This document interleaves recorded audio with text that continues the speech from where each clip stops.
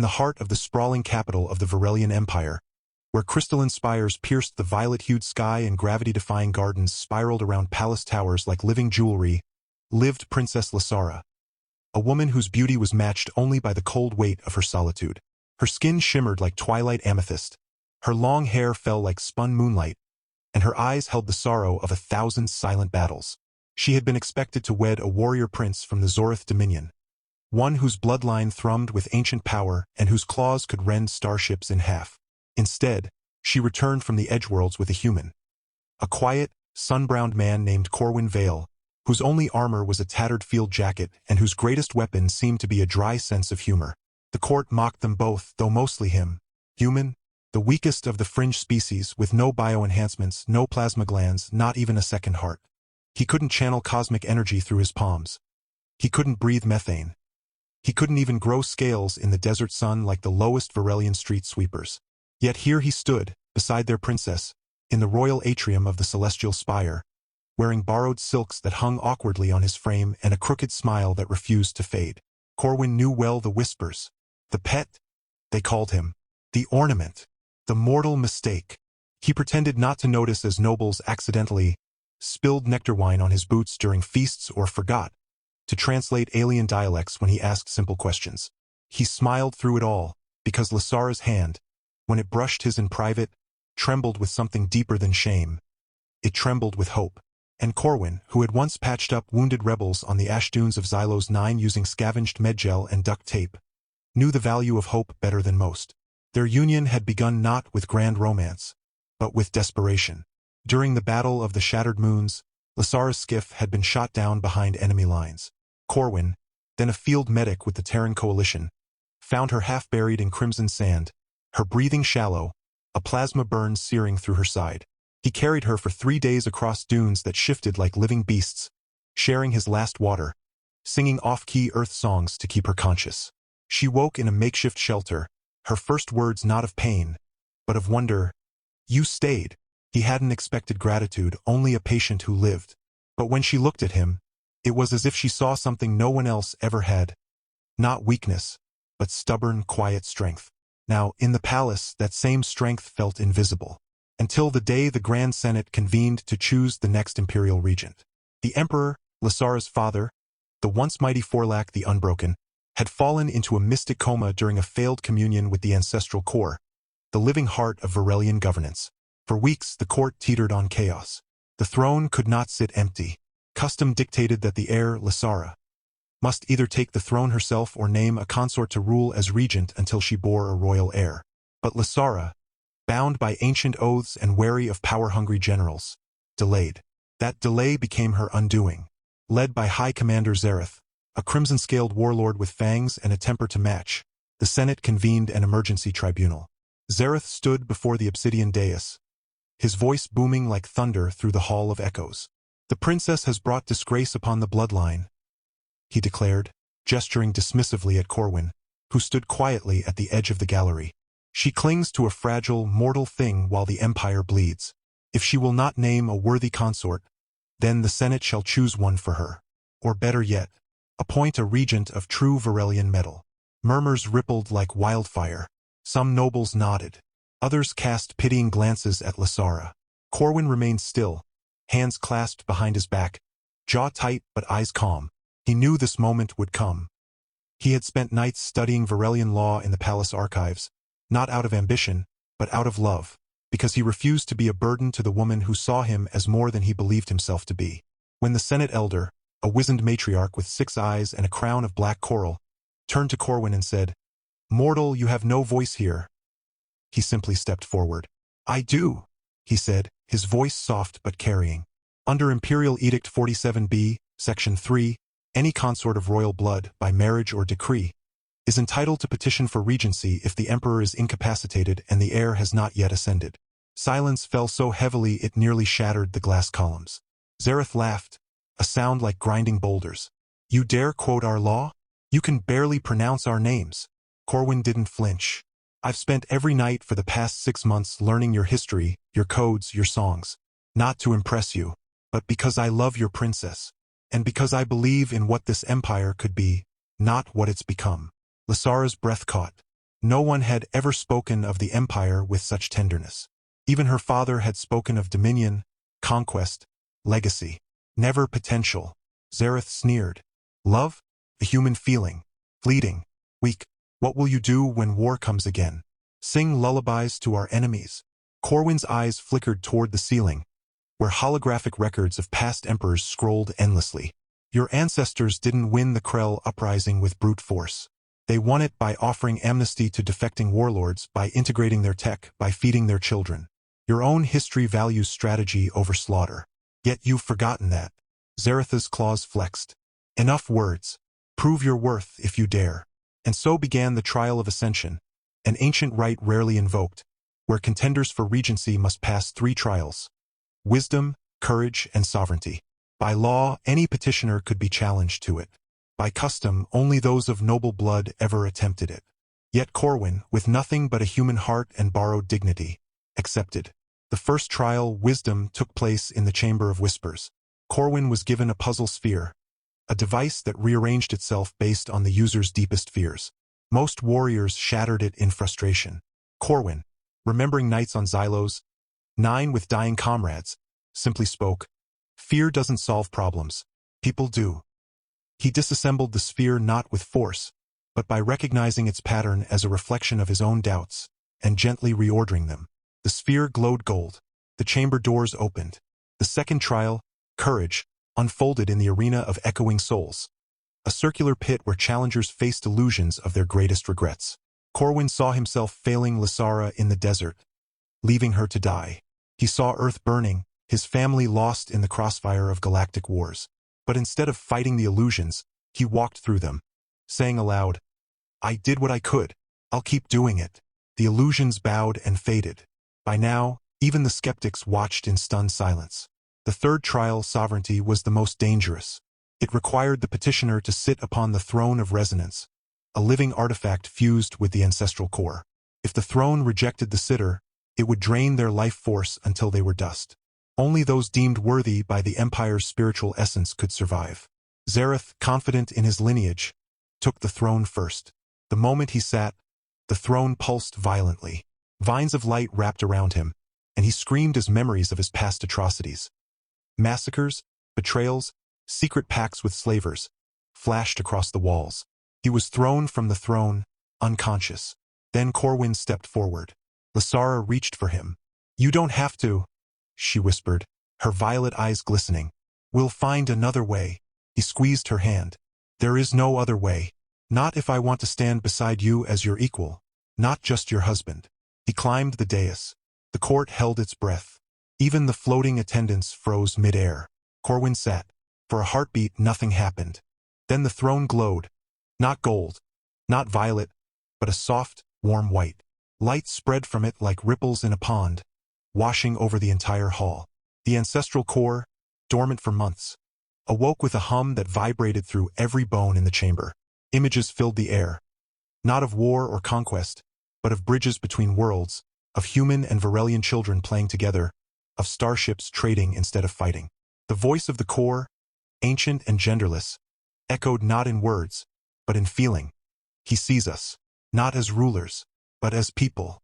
Corwin remained seated, unharmed, eyes closed as if listening to a song only he could hear. When he opened them, the entire Senate, save Zareth's faction, knelt. Zareth roared, leaping to his feet. "This is trickery. A human cannot." "He just did," the elder matriarch interrupted, her voice like stone splitting. "The core has spoken. The law is fulfilled. Corwin Vale, consort of Princess Lysara, is hereby regent of the Varelian Empire until the Emperor awakens or a new heir is crowned." Chaos erupted, but not the kind Zareth wanted. Guards loyal to the old ways moved to arrest him, but others, inspired by what they'd witnessed, stood with Corwin. A brawl broke out in the hall, energy blades flashing, robes tearing, ancient artifacts toppling. Corwin didn't flinch. He rose from the throne and walked calmly into the fray, not to fight, but to shield Lysara and command order with a voice that had once calmed dying soldiers on a desert moon. "Enough!" he boomed, and somehow, impossibly, they listened. This empire doesn't need more blood. It needs healing. In the days that followed, Corwin didn't take the throne for himself. He ruled beside Lysara, not above her. He appointed human mediators to work with Varelian diplomats. He opened the palace granaries to feed refugees from war-torn systems. He even invited Zaratha's surviving loyalists to a council, not as prisoners, but as citizens with grievances to air. Some mocked him for it. Others began to see what Lysara had seen all along. Yet peace was fragile. Rumors spread of a secret armada gathering beyond the Helix Nebula, led by Zaratha's exiled brother, a warlord who believed only pure-blood Varelians should rule. And whispers came from the ancestral core itself, warning of a fracture deep within the Empire's spirit, one that no human kindness could mend alone. Corwin knew the battles ahead wouldn't be won in arenas or throne rooms. They'd be won in hearts. And so, one quiet evening, he stood with Lysara on the sky balcony, watching twin moons rise over the capital. "You never wanted this," she said softly, leaning into him. "The power, the titles." He smiled. "I wanted you. Everything else is just paperwork." She laughed, a sound like wind chimes in a summer storm. "You're ridiculous. And you're stuck with me." She turned to him, her white hair catching the moonlight, her purple skin glowing with warmth. Not stuck, chosen. Below them, the city pulsed with life. Aliens of a dozen species walking side by side, markets humming, children chasing floating lanterns. It wasn't perfect, but it was possible. And Corwin, the human no one believed in, held the woman who believed in him, and together, they faced a future neither could have imagined alone. But both would build, one careful, courageous act at a time. Yet danger loomed. The exiled warlord's fleet drew closer. The ancestral core grew restless. And deep in the palace vaults, a sealed prophecy, hidden for centuries, began to glow. Its words written in a language that blended human and Varelian script. It spoke of a union that would either save the Empire or shatter it forever. Corwin didn't know about the prophecy, but he knew this. Love wasn't weakness. It was the bravest rebellion of all. And he was just getting started. Weeks passed, and the fragile peace Corwin had woven began to fray at the edges. Though the capital bloomed with cautious optimism, unrest simmered in the outer provinces. Planets that once bowed to Varelian rule now questioned whether a human, a soft-skinned, single-hearted mortal, deserved to guide their destiny. Dissident broadcasts crackled through encrypted channels, calling Corwin the Hollow Regent, a puppet propped up by sentiment rather than strength. Yet Corwin refused to respond with force. Instead, he traveled, not in a warship, but in a modest diplomatic cruiser retrofitted with Terran medical bays and seed vaults. Wherever famine or plague struck, he arrived not with soldiers, but with supplies, engineers, and doctors, human and Varelian alike. Lysara accompanied him whenever she could, her presence a symbol of continuity, but it was Corwin's humility that disarmed hostility. On the sulfur plains of Kethvor, where xenophobic clans had barricaded their cities against offworlders, he walked alone into their gates, unarmed, carrying only a satchel of antibiotics and a recording of their ancestral lullabies, songs he'd painstakingly transcribed from palace archives. The elders wept when they heard their own grandmother's voices, preserved by a human who'd never even set foot on their world before. By dusk, their children were being treated for fever. By dawn, trade routes reopened. Back in the capital, however, whispers turned to shouts. Zarath, though disgraced, had not vanished. From his Gilded House arrest, he fed rumors to the traditionalist factions that Corwin was siphoning imperial resources to Earth, that he planned to replace the Varelian bloodline with human hybrids, that the ancestral core itself had been tampered with using primitive Terran technology. The falsehoods spread like mold in damp air. Then came the bombing. It struck during the Festival of Twin Moons, when the palace courtyards overflowed with citizens of every species, celebrating the Empire's founding with music, dance, and shared feasts. A hidden drone, retrofitted with stolen military-grade plasma cores, detonated near the Grand Fountain. Dozens were injured. 3 died, including a young Varelian girl who had been handing out flower crowns to human visitors. Corwin arrived before the smoke cleared. Kneeling in the soot and shattered crystal, he cradled the girl's body, his face streaked with ash and tears. He didn't speak. He didn't rage. He simply wept, openly, unguardedly, while the crowd watched in stunned silence. In a culture that prized stoicism, his raw grief was more powerful than any decree. Later that night, standing before the Senate, his voice hoarse but steady, he said, "If my presence divides you, I will step down, but not before we find who did this and why, because that child deserved better. You all do." His willingness to relinquish power stunned even his allies. Lasara gripped his arm, her eyes wide with fear. "Don't say that," she pleaded in private. "They'll take it as weakness." "They already think I'm weak," he replied, wiping soot from his sleeve. "But maybe weakness that chooses courage anyway. That's something they can't ignore." His words echoed across the data nets. For the first time, common citizens, shopkeepers, farmers, schoolteachers spoke out. "He mourns our dead like his own," one wrote. "When did a regent last kneel in the dirt for a servant's child?" Petitions flooded the palace. "Keep the human regent. He sees us." The investigation led to a shocking truth. The drone hadn't come from Zaratha's faction. It bore the markings of the Helix exiles, the very armada rumored to be gathering beyond the nebula.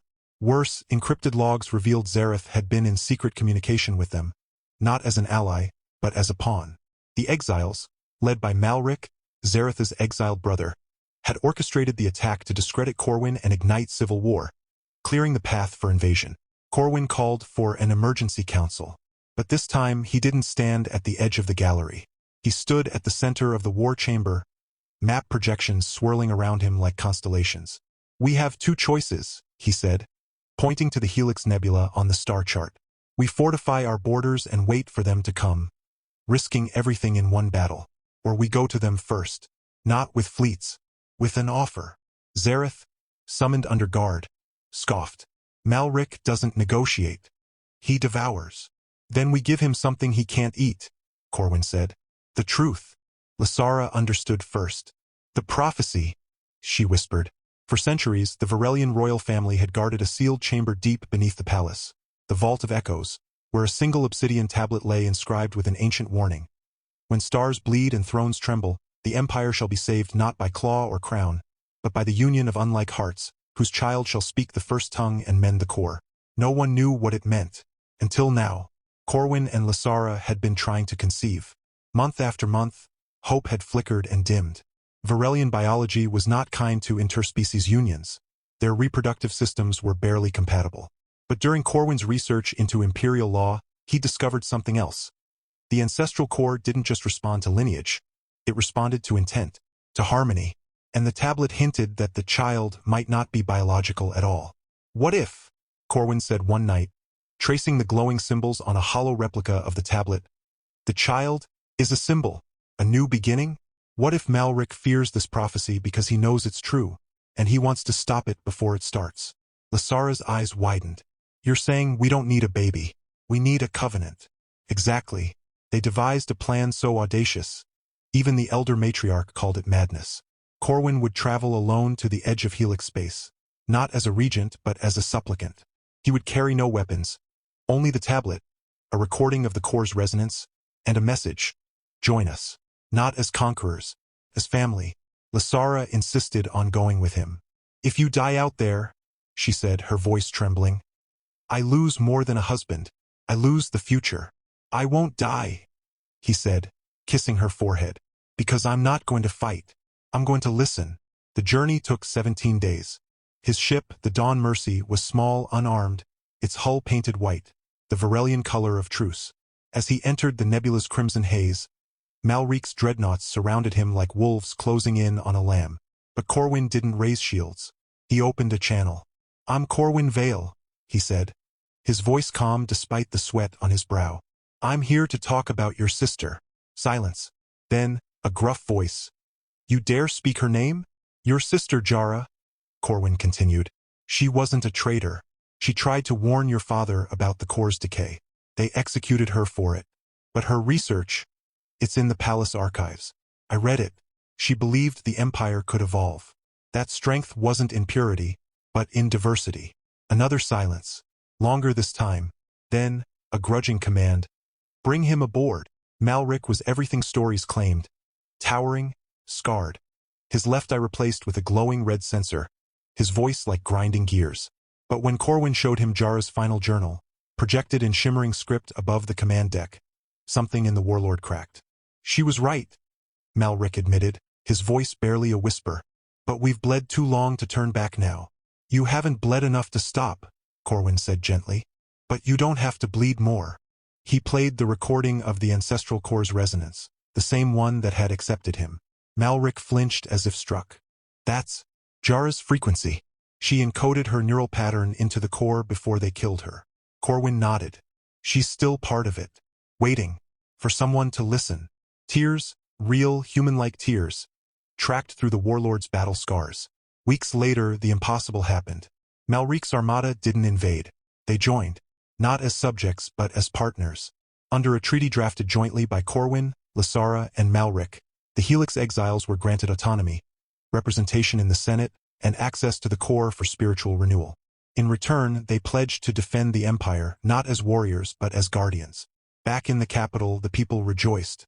Statues were erected, not of conquerors, but of healers, diplomats, and, to Corwin's embarrassment, one of him kneeling beside the fountain. But the true miracle came 3 months later. Lysara, after years of failed attempts, stood in the palace garden one morning, her hand on her stomach, tears streaming down her face. Corwin rushed to her side. "What is it?" he asked, panic rising. She laughed through her tears. "It's a miracle. The medics confirmed it. I'm with child." Corwin stared, stunned. "But how?" "The core," she whispered. "It aligned our biologies, not by force, by consent." The news spread like starlight. For the first time, the prophecy felt real. The unlikely union had borne fruit, literal and symbolic. The Empire began to heal in ways no one expected. Schools taught both Terran and Varelian histories. Hospitals blended human triage with Varelian bioenergy healing. Even Zareth, watching from his estate, sent a single white flower to the palace, a sign of reluctant respect. But peace, Corwin knew, was never permanent. As he stood on the sky balcony once more, Lysara's hand in his, her belly just beginning to swell with new life, he gazed at the stars and wondered what storms lay ahead. The galaxy was vast, full of old hatreds and new ambitions. Yet, for the first time in centuries, the Varelian Empire wasn't just surviving. It was learning to hope. And somewhere deep in the Vault of Echoes, the obsidian tablet glowed softly, its ancient script shifting, rewriting itself in real time. Not as a prophecy, but as a promise. The Empire shall not be saved by blood alone, but by those who choose to love across the void. As Lysara's pregnancy progressed, the palace transformed, not just in policy, but in spirit. Corwin oversaw the renovation of the Western Wing into a common hearth, a space where citizens of any species could share meals, stories, and grievances without rank or title. Human jazz musicians played alongside Varelian harmonic choirs. Children, some with purple skin and white hair, others with sunburned cheeks and messy brown curls, chased each other through holographic gardens that bloomed with flora from 100 worlds. The air smelled of spiced tea, ozone, and possibility. Yet beneath this fragile harmony, old shadows stirred. Malric's loyalty, though sincere, was tested daily. His warriors, raised on tales of Varelian supremacy, struggled to accept human customs, especially the notion that a regent could apologize, compromise, or kneel beside the wounded. Tensions flared in joint patrols. A brawl broke out in a border outpost when a human medic suggested using Terran antiseptics on a Varelian wound. "You defile our blood with your chemicals?" snarled a Helix veteran.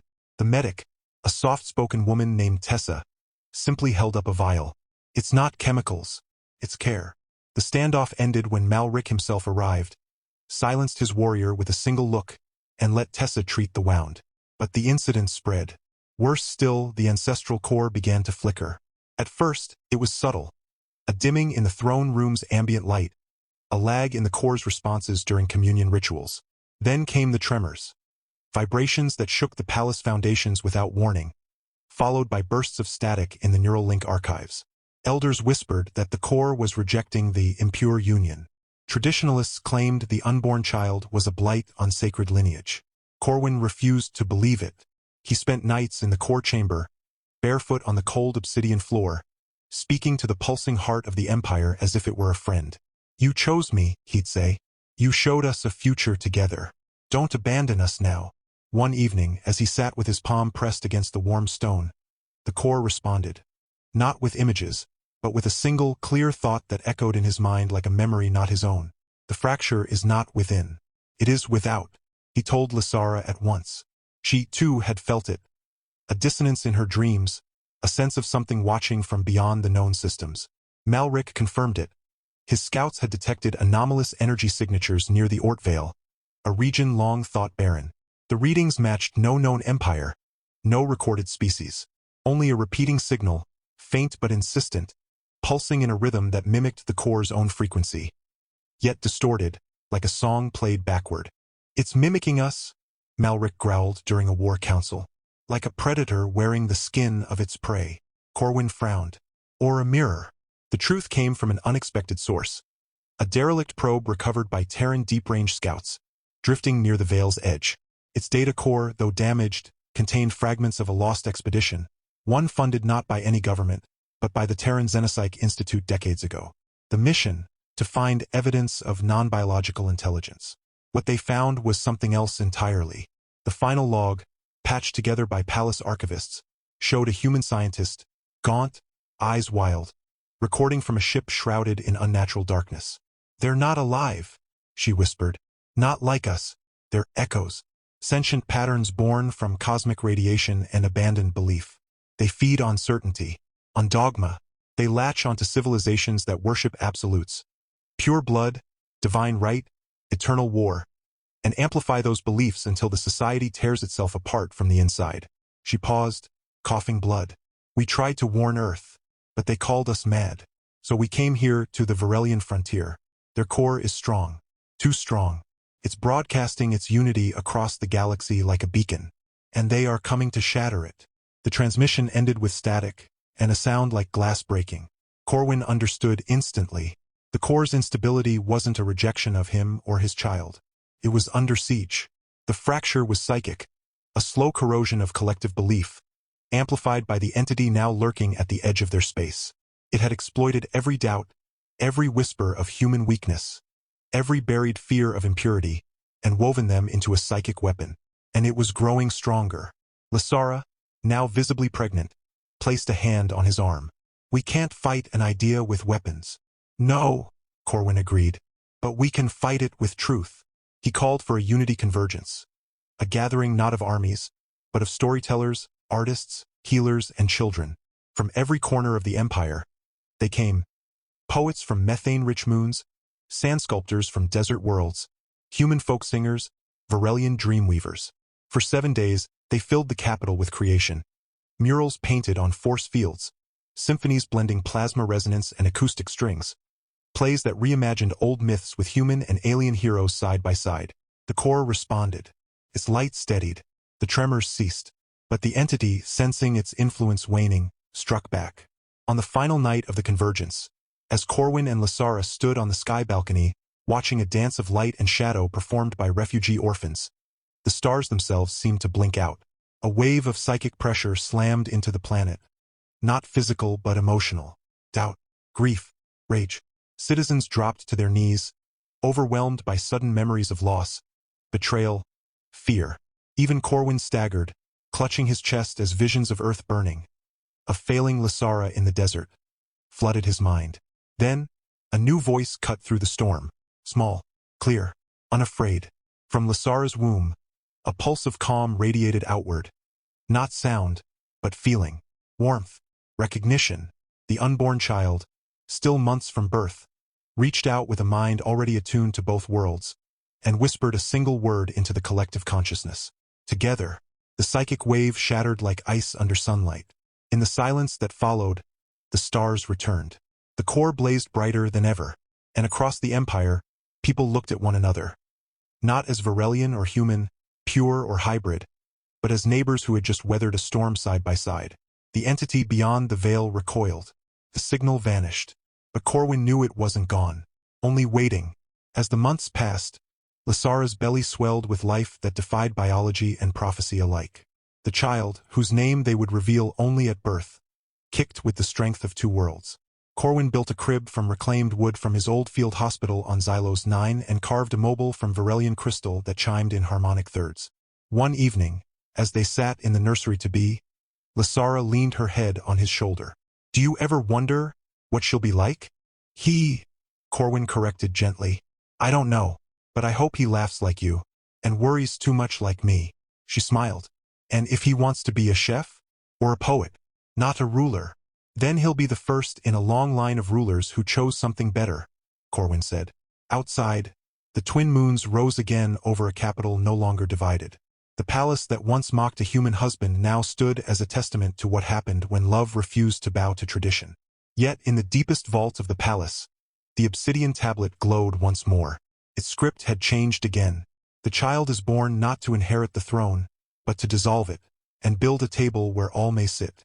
Corwin didn't see the words, but he felt their truth in his bones. The war wasn't over. It never would be. But for now, in this quiet room filled with starlight and hope, a human man and his alien queen held each other, dreaming of a future where their child wouldn't need to save the Empire, because the Empire would already have learned how to save itself. Years flowed like the twin rivers that wound through the capital, and Corwin and Lysara's love blossomed into a family that defied every prophecy and shattered every doubt. Their first child, Kaelin, born with amethyst-tinted skin, a tuft of white hair, and eyes that shimmered with both human warmth and Varelian depth, was only the beginning. Within a decade, 5 more children filled the palace halls. Lyra, the dreamer who spoke to plants. Riven, the quiet strategist who built star maps from toy blocks. Twin Soren and Mira, inseparable mischief makers with their father's grin and their mother's stubbornness. And little Alara, born under a double eclipse, whose laughter made the ancestral core hum with joy. The throne, once a symbol of division, was replaced by a great circular table in the palace garden, carved from Terran oak and inlaid with Varelian crystal, where leaders, farmers, healers, and children sat as equals. Corwin never ruled as emperor, nor did Lysara reclaim the crown. Instead, they guided the empire as stewards of unity, their legacy not in conquest, but in compassion. Malric became a beloved uncle, teaching the children martial discipline while sneaking them sweets. Even Zareth, in his final years, attended family feasts, his heart softened by the sight of human and Varelian grandchildren playing without a thought to bloodlines. Their home overflowed with music, burnt stews, Corwin's attempt at Varelian cuisine, bedtime stories in 2 languages, and the joyful chaos of a family that chose each other every day. The core no longer flickered. It sang, a steady harmony woven from countless voices across the stars. And on quiet evenings, Corwin and Lysara still walked the sky balcony, hand in hand, watching their children chase fireflies beneath alien constellations. They had no empire to conquer, no throne to defend. Only peace, deep and enduring, and a love that proved the strongest force in the galaxy wasn't power, but family.